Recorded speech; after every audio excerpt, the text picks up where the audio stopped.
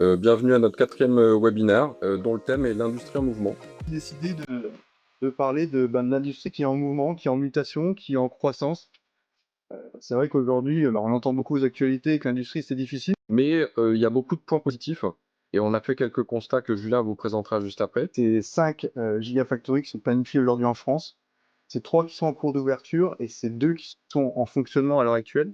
En France, c'est 352 data centers qui sont en activité et c'est une croissance de plus 11% par an. La pétrochimie, qui elle, connaît une transition, moi l'objectif c'est moins 20% pour ce domaine-là.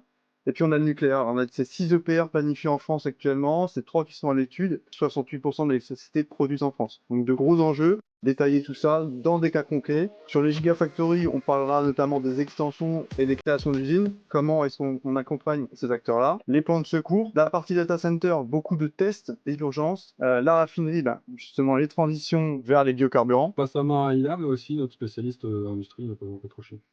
Du coup, je vais présenter ce projet. C'est un projet qu'on a fait sur Total.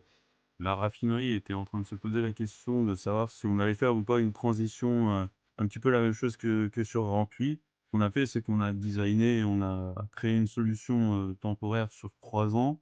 Dominique Soupé, donc moi je suis construction manager chez Total Energy depuis quelques années, aidé par Thibault, parce que on a travaillé sur plusieurs projets ensemble. En 2019, on a eu une avarie notable sur le pipe qui nous acheminait du brut depuis Le Havre jusqu'au Blanc-Puy. On n'avait plus de chauffage bâtiment, c'est arrivé au mois de juin. On avait quelques mois juste pour réagir et pouvoir affronter l'hiver 2020. C'est là qu'on a fait appel à T-Block pour trouver pour chaque bâtiment une solution et la solution la plus économiquement intéressante. Puis le nucléaire, notamment tout ce qui est maintenance et travaux dédiés